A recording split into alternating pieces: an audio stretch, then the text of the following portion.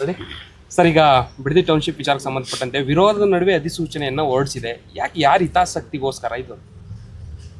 ಇಲ್ಲಿ ಇವತ್ತಿನ ಈ ಒಂದು ಬಿಡದಿಯ ಟೌನ್ಶಿಪ್ ವಿಷಯದಲ್ಲಿ ಇಲ್ಲಿ ಯಾರ್ದ ಹಿತಾಸಕ್ತಿ ಅನ್ನೋದಕ್ಕಿಂತ ಹೆಚ್ಚಾಗಿ ನಾಡಿನ ಹಿತಾಸಕ್ತಿ ಅನ್ನೋದಕ್ಕಿಂತ ಹೆಚ್ಚಾಗಿ ಇದರಲ್ಲಿ ಇರತಕ್ಕಂಥ ಕೆಲವು ತೀರ್ಮಾನಗಳೇನಿದೆ,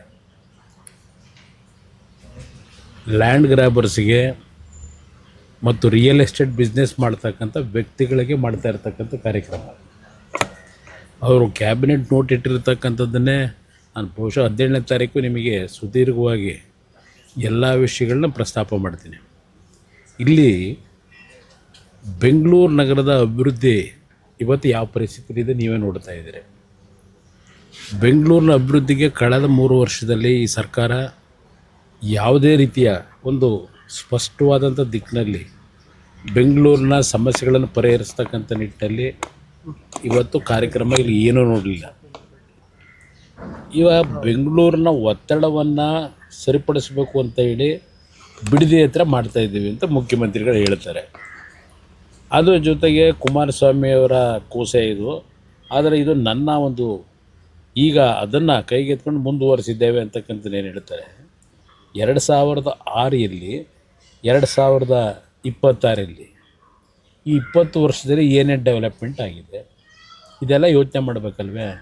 ಅದರ ಜೊತೆಗೆ ಮುಖ್ಯಮಂತ್ರಿಗಳು ಹೇಳ್ತಾರೆ ನಾನು ಮಾಡೇ ಸಿದ್ಧ ಅಂತ ಹೇಳ್ತಾರೆ. ಈಗ ಅಲ್ಲಿ ರೈತರ ಪರಿಸ್ಥಿತಿ ಏನಿದೆ, ನಾವು ಯಾವುದೇ ಒಂದು ಯೋಜನೆ ಮಾಡಬೇಕಾದ್ರೆ ರೈತರ ಬದುಕನ್ನು ನೋಡಬೇಕು, ರಾಜ್ಯದ ಅಭಿವೃದ್ಧಿಯನ್ನು ನೋಡಬೇಕು. ಇವತ್ತು ನಾವು ರಾಜ್ಯದ ಅಭಿವೃದ್ಧಿಗೆ ಹಲವಾರು ಸರ್ಕಾರಗಳು ಭೂಸ್ವಾಧೀನ ಪ್ರಕ್ರಿಯೆ ಮಾಡಿರ್ತಕ್ಕಂಥದ್ದು ನೋಡಿದ್ದೇವೆ. ಬೆಂಗಳೂರು ನಗರ ಸುತ್ತಮುತ್ತ ಈಗ ಅರ್ಕಾವತಿ ಬಡಾವಣೆ ಅಂತ ಮಾಡಿದ್ರು ಒಂದು ಸರ್ಕಾರ. ಅರ್ಕಾವತಿ ಬಡಾವಣೆಗೆ 3000 ಎಕರೆ ಭೂಮಿನ ಏನು ಭೂಸ್ವಾಧೀನ ಮಾಡ್ಕೋತಾರೆ. ಅಂತಿಮ ಅಧಿಸೂಚನೆ ಹೊರಡಿಸೋದಕ್ಕಿಂತ ಮುಂಚೆ 1000 ಎಕರೆ ಕಡಿಮೆ ಮಾಡ್ತಾರೆ, ಡಿನೋಟಿಫೈ ಮಾಡ್ತಾರೆ. ನಂತರ ಬಂದಂಥ ಸರ್ಕಾರಗಳು ಅಲ್ಲೇನು ಅರ್ಜಿ ಹಾಕೊಂಡ್ರು ಮನೆ ಬೇಕು ಅಂತೇಳಿ, ಅವ್ರಿಗೆ ಕೊಡೋದಕ್ಕಿಂತ ಹೆಚ್ಚಾಗಿ ಮಧ್ಯವರ್ತಿಗಳಿಗೆ ಯಾವ ಲ್ಯಾಂಡ್ ಡೆವಲಪರ್ಗಳು GPA ಮಾಡ್ಕೊಂಡ್ರು ಅವರುಗಳಿಗೆ ಎಲ್ಲ ರೀತಿಯಲ್ಲಿ ಅರ್ಕಾವತಿ ಬಡಾವಣೆಯ ಭೂಮಿಗಳನ್ನು NOC ಕೊಟ್ಟು ಡಿನೋಟಿಫಿಕೇಷನ್ ಮಾಡಿ ಏನೇನು ನಡೀತು ಇದೆಲ್ಲ ನಮ್ಮ ಕಣ್ಣು ಮುಂದೆ ಇದೆ. 480 ಎಕರೆ ಕೆಂಪಣ್ಣ ಆಯೋಗ ರಚನೆ ಮಾಡಿದ್ರು, ತಗೊಂಡೋಗಿ ಅದನ್ನು ಕೂಡಿಸೋದ್ರೆ ಇಟ್ಕೊಂಡಿದ್ದಾರೆ. ಇವತ್ತು ಇಲ್ಲಿ ಏನು ಮಾಡಲಿಕ್ಕೆ ಹೊರಟಿರ್ತಕ್ಕಂಥದ್ದಕ್ಕೆ ಏನು ನೋಡಿದೆ ನೆನ್ನೆ ಮಾಧ್ಯಮದ ಸ್ನೇಹಿತರ ಮುಂದೆ ನರೇಂದ್ರ ಮೋದಿಯವರೇ ಮೆಚ್ಚುಗೆ ವ್ಯಕ್ತಪಡಿಸಿದ್ದಾರೆ. ಟೌನ್ಶಿಪ್ ಮಾಡೋದಕ್ಕೆ ತುಂಬ ಚೆನ್ನಾಗಿ ಮಾಡ್ತಾಯಿದೆಯಾ ಮಾಡು ಅಂತ ಹೇಳಿದ್ದಾರೆ ಅಂತಕ್ಕಂಥ ಪದ ಏನು ಬಳಸಿದ್ದಾರೆ. ನರೇಂದ್ರ ಮೋದಿಯವರು ಗುಜರಾತ್ನಲ್ಲಿ ಮಾಡಿರ್ತಕ್ಕಂಥ ಟೌನ್ಶಿಪ್ ಇದೆಯಲ್ಲ, ಯಾವುದೋ ಭೂಕಂಪದಲ್ಲಿ ಅನಾಹುತಗಳಾಗಿ ಸಂಪೂರ್ಣವಾಗಿ ಡ್ರೈ ಲ್ಯಾಂಡು ಅಂಥ ಕಡೆ ಒಂದು ಟೌನ್ಶಿಪ್ಪನ್ನು ಮಾಡ್ಕೊಂಡ್ರು.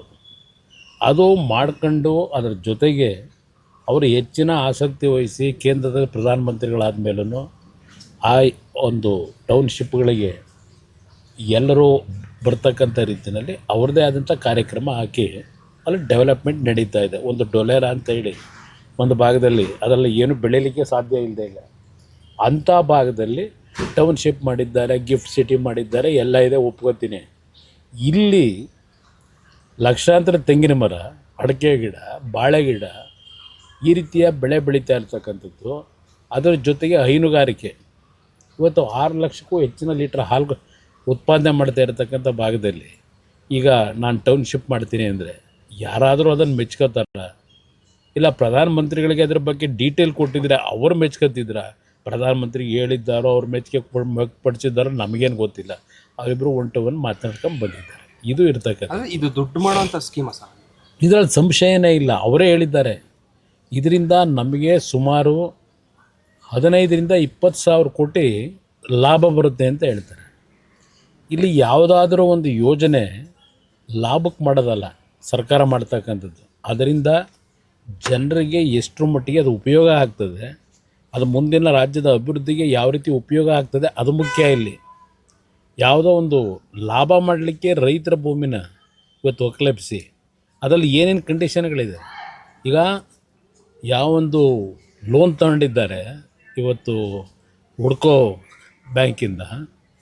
ಅಲ್ಲಿ ಆ ಹಲವಾರು ಕಂಡೀಷನ್ಗಳಿದೆ, ಅದೆಲ್ಲ ನಿಂತ್ಕೊಂಡು ನಾನು ಹೇಳಲಿಕ್ಕಾಗಲ್ಲ. ನಾಳಿದ್ದು ಬಹುಶಃ ನಿಮ್ಮ ಜೊತೆಯಲ್ಲಿ ಸುದೀರ್ಘವಾಗಿ ಮಾತಾಡ್ತೀನಿ. ಅವರು ಇವತ್ತು ಸರ್ಕಾರ ಇಟ್ಕೊಂಡಿದ್ದಾರೆ, ಮುಖ್ಯಮಂತ್ರಿ ಇದ್ದಾರೆ, ಏನು ಬೇಕಾದರೂ ಮಾಡ್ತೀನಿ ಅಂತಕ್ಕಂಥ ಅವರ ಉದ್ದಟತನ ಏನಿದೆ, ಇದಕ್ಕೆ ನಂದೇನು ತಕರಾರಿಲ್ಲ. ಅವ್ರ ಪಾಡಿಗೆ ಅವ್ರು ಮಾಡಲಿ. ನಾವು ಈ ದೇಶದ ಕಾನೂನು ವ್ಯವಸ್ಥೆ ಒಳಗೆ ನಾವು ರೈತರ ಪರವಾಗಿ ಕೊನೆ ಹಂತದಲ್ಲಿ ಹೋರಾಟ ಏನು ಮಾಡಬೇಕು ಮಾಡೋಣ. ಯಾಕೆಂದರೆ ಒಂದು ಉದಾಹರಣೆ ಕೊಡ್ತೀನಿ. ದೇವೇಗೌಡರು 1994ರಲ್ಲಿ ಮುಖ್ಯಮಂತ್ರಿ ಇದ್ದಾಗ ನೈಸ್ ಯೋಜನೆ, ನೈಸ್ ಕಾರ್ಯಕ್ರಮ ಅಲ್ಲ ಅದು, ಅಲ್ಲಾರೋ ಅಮೇರಿಕಾದ ಒಬ್ಬರು ಗವರ್ನರ್ ಬಂದಂಥದ್ದು, ಅವರ ಜೊತೆಯಲ್ಲಿ ಒಡಂಬಡಿಕೆ ಆಗಿದ್ದು. ಅದು ನಂತರ ನೈಸಾಗಿ ಪರಿವರ್ತನೆ ಹೊಡಿತು. ನೈಸಾಗಿ ರೈತರನ್ನ ಬೀದಿಗೆ ತಂದು ನಿಲ್ಲಿಸ್ತಕ್ಕಂಥ ಕಾರ್ಯಕ್ರಮ ಪ್ರಾರಂಭ ಆಗೋಯ್ತಲ್ಲಿ. ಅಂದರೆ ದೇವೇಗೌಡರು ಪ್ರಧಾನಮಂತ್ರಿಗಳಿಗೆ ದೆಹಲಿಗೆ ಹೋದ ಮೇಲೆ ಮುಂದೆ ಬಂದಂಥ ಸರ್ಕಾರಗಳು ಆ ಒಂದು ಕಂಪ್ನಿಗೆ ಪಾಲಿಷ್ ಮಾಡ್ಕೊಂಬಂದರು. ಅವ್ರು ಹೇಳಿದ್ದಕ್ಕೆಲ್ಲ ಸೃಜು ಹಾಕೊಂಬಂದ್ರು ಹೆಬ್ಬೆಟ್ಟು ಹೊತ್ಕೊಂಡು.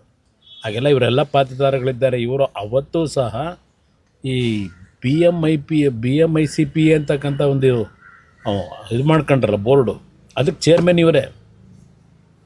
ಈಗ ಗ್ರೇಟರ್ ಬೆಂಗಳೂರಿಗೂ ಇವರೇ ಹಿಂದ್ಗಡೆ ನಿಂತಿದ್ದಾರೆ. ಈಗ ಆ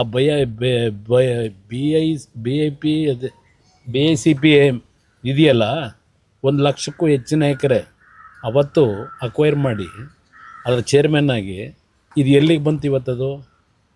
ಇವತ್ತು ಅವರ ಹಿಂದೆನೇ ಓಡಾಡ್ತಾ ಇದೆ ಅದು. ಬೆಂಗಳೂರು ಸುತ್ತಮುತ್ತ ಎಷ್ಟು ಭೂಮಿ ಇವತ್ತು ಇವರ ಸ್ವಾಧೀನಕ್ಕೆ ತೆಗೆದುಕೊಂಡಿದ್ದಾರೆ. ಇವರ ಒಂದು ಸುತ್ತಮುತ್ತ ಇರತಕ್ಕಂಥವ್ರು ಅವರು ಏನೇನು ಮಾಡ್ಕೊಂಡಿದ್ದಾರೆ ಅಲ್ಲಿ ಇದ್ರ ಹತ್ರ ನೋಡ್ತಾ ಇಲ್ವಾ? ಟೋಲ್ ಹತ್ರ, ಹೊಸಕೆರೆಹಳ್ಳಿ ಟೋಲ್ ಹತ್ರ ಬಿಲ್ಡಿಂಗ್ಗಳು ಬರ್ತಾ ಇದ್ದಾವಲ್ಲ, ಏನೋ ಅದು ಆ್ಯಕ್ಚುಲಿ ಬಡವರಿಗೆ ಕೊಡೋಕೆ ಮಾಡಿರೋ ಕಾರ್ಯಕ್ರಮ, ದುಡ್ಡು ಹೊಡೆಯೋ ಕಾರ್ಯಕ್ರಮ ಅಲ್ವಾ ಅದು? ಸೇಮ್ ಇದೇ ಇವಾಗ ಕಾರ್ಯಕ್ರಮವು ಅದೇ ರೀತಿಯ ದುಡ್ಡು ಹೊಡೆಯೋ ಕಾರ್ಯಕ್ರಮ. ರಾಜಕೀಯ ಮಾಡ್ತಾ ಇದ್ದಾರೆ ಕುಮಾರಸ್ವಾಮಿ. ನಾನು ಯಾಕೆ ಇದರಿಂದ ರಾಜಕೀಯದಲ್ಲಿ ಏನು ಸಿಗುತ್ತೆ ನನಗೆ? ಇದು ನಾನು ಭಾಳ ಸ್ಪಷ್ಟವಾಗಿ ಹೇಳ್ತೆ. ಆಗಿದ್ದರೆ 2006ರಲ್ಲಿ ನಾನು 5 ಟೌನ್ಶಿಪ್ಪನ್ನು ಬೆಂಗಳೂರನ್ನ ಒಂದು ಒತ್ತಡಕ್ಕೆ ಸ್ಟಾಪ್ ಆಗಿ ಮಾಡಬೇಕು ಅಂತ ಹೊರಟನಲ್ಲ, ಅವತ್ತು ಏನು ಮಾಡಿದ್ರು ಇವರು? ಸ್ವಲ್ಪ ಜನಗಳ ಮುಂದಿಡಿ. 5 ಟೌನ್ಶಿಪ್ ಮಾಡಲಿಕ್ಕೆ ಹೊರಟಾಗ ಇದೇ HK ಪಾಟೀಲರು ಈಗಿನ ಕಾನೂನು ಈಗಿಲ್ಲ ಪಾಪ ಮಂತ್ರಿಗಿರಿನ ತೆಗೆದುಬಿಟ್ಟವ್ರೆ. ಅವರ ಅಧ್ಯಕ್ಷತೆಯಲ್ಲಿ ಒಂದು ಕಮಿಟಿ ಮಾಡಿ 5 ಭಾಗದಲ್ಲಿ ಕುಮಾರಸ್ವಾಮಿಯವರು ಮಾಡಲಿಕ್ಕೆ ಹೊರಟಿರೋದು ದುಡ್ಡು ಹೊಡೆಯೋ ಕಾರ್ಯಕ್ರಮ, ರೈತರನ್ನ ಒಕ್ಕಲೆಬ್ಸೋ ಕಾರ್ಯಕ್ರಮ ಅಂತೇಳಿ ಮಾಡಿದ್ರಲ್ಲ, ಅದು ರಾಜಕೀಯ ಅಲ್ವಾ? ಅದು ನಾನು ಏನೊಂದು ದೊಡ್ಡ ಇದನ್ನೇ ಬಿಟ್ರಲ್ಲ ಪಬ್ಲಿಸಿಟಿ, ಅದು ಯಾತಕ್ಕೆ ಮಾಡಿದ್ರು? ಅವತ್ತು ನಾನು ಮಾಡ್ಲಿಕ್ಕೆ ಹೋದಾಗ ಯಾಕೆ ವಿರೋಧ ಮಾಡಿದ್ರಿ?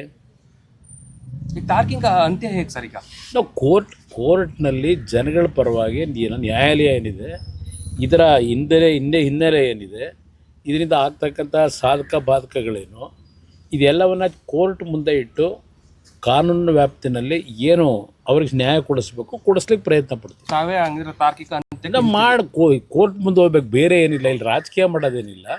ಆ ರೈತರು ಏನು ಕಳೆದ 450-500 ದಿವಸದ ಹೋರಾಟ ಮಾಡ್ತಾ ಇದ್ದಾರೆ, ಅವರ ಪರವಾಗಿ ನಿಲ್ಲಬೇಕಾದಂಥದ್ದು ಜನಪ್ರತಿನಿಧಿಗಳು ನಮ್ಮ ಕರ್ತವ್ಯ ಇದೆ. ಆ ಕೆಲಸ ಮಾಡ್ತೀವಿ. Thank you.